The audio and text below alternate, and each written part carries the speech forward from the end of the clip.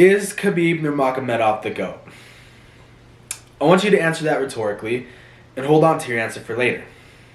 Maybe what I say here in the upcoming minutes will hinder your decision on if he is or is not the GOAT.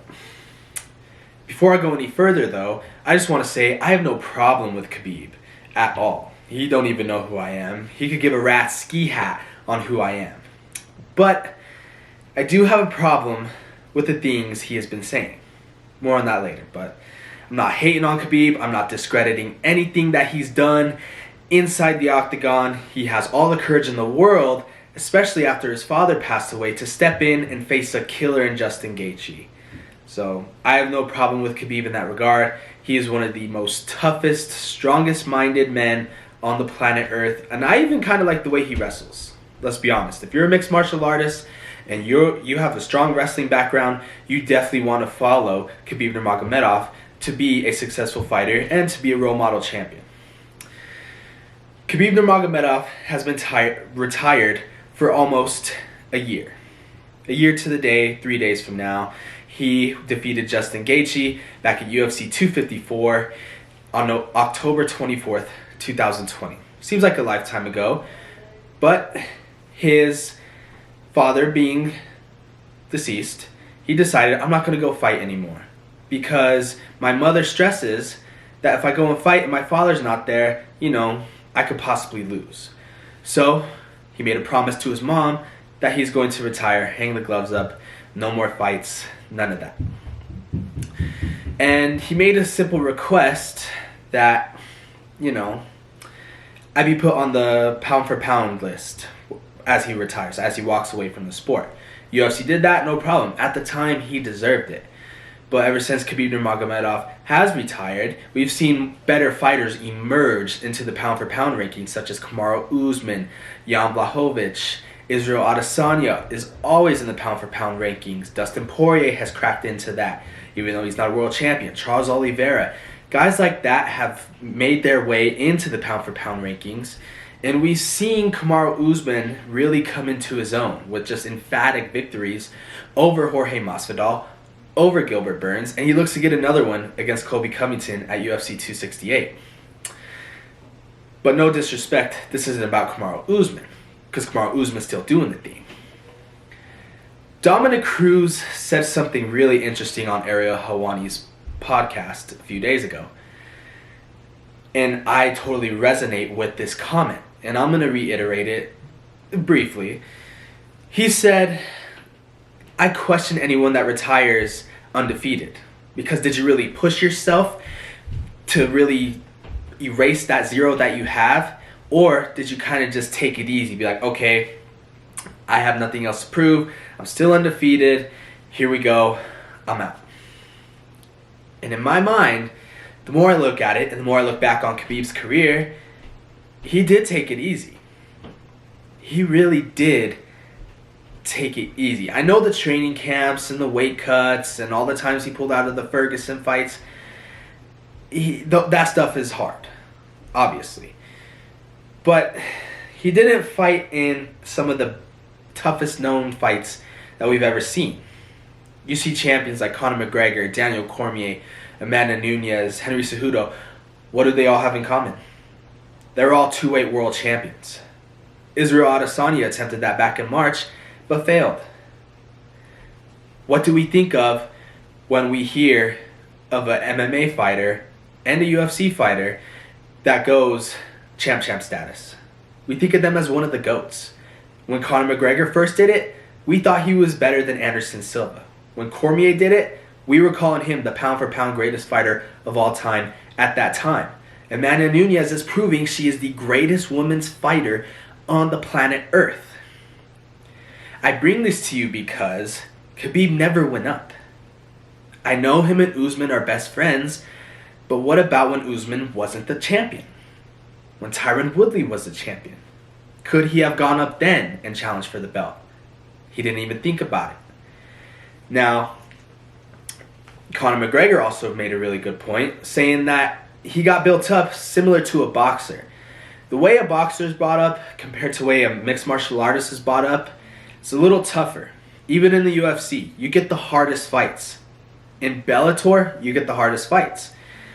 Khabib's father owned a promotion, and he fought guys that were literally not on his level. Not that anybody else is, but he literally fought guys with 2 wins, 6 losses, 5 wins, 7 losses, 2 wins, 10 losses. Look at Tommy Fury's boxing record and the guys who he's fought, and look at Khabib's record and the guys that Khabib's fought. Similar records, if you get what I'm trying to say. Khabib made his UFC debut in 2012 against Kamal Shalarus.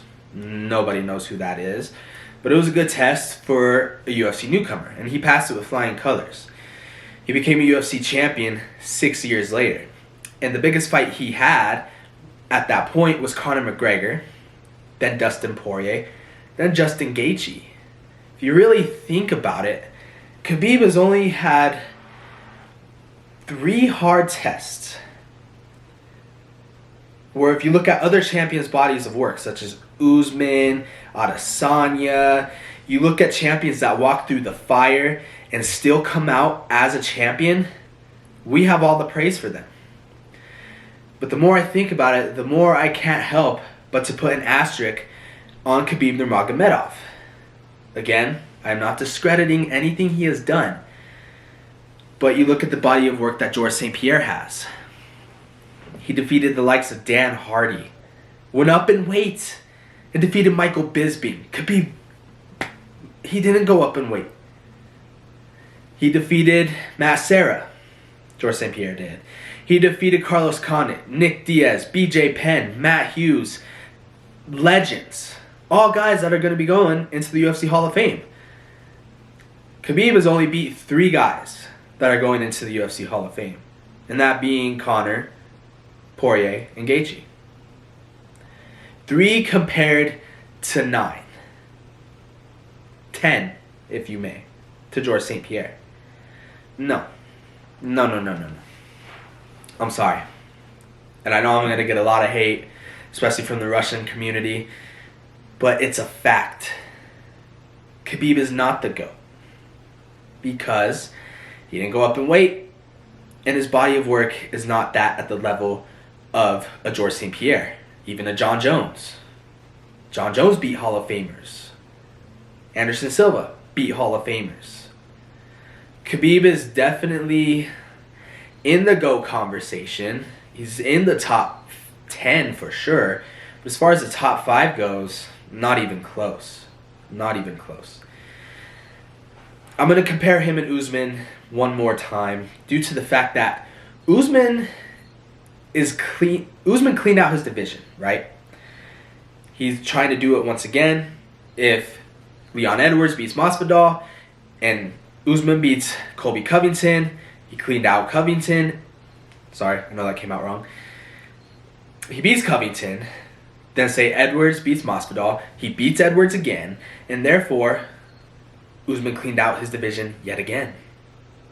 I mean, that would make Usman one of the greatest of all time. Khabib somewhat did clean out his division. He didn't fight Tony Ferguson, which is perhaps the most cursed fight in UFC history. He did clean out the top 3 guys, one of the sport's 3 biggest icons that we have for diehard MMA fans. But Usman is doing it again. St. Pierre did it again. Hughes did it again. Silva did it again. What I mean by that is, if Khabib would have stuck around and had a rematch with a Conor McGregor, a Dustin Poirier, even fight the current champ, Charles Oliveira, or even fight a Michael Chandler, who's probably one of the best wrestlers in the UFC. And if he beat one of those guys again, I would give him his praise. If he cleaned out his division twice, he would have my vote as the GOAT. But he didn't push himself enough. Nothing is perfect in this life. We all know that, especially now in these tough times. Everyone goes through their own suffers, losses, pain, sorrows.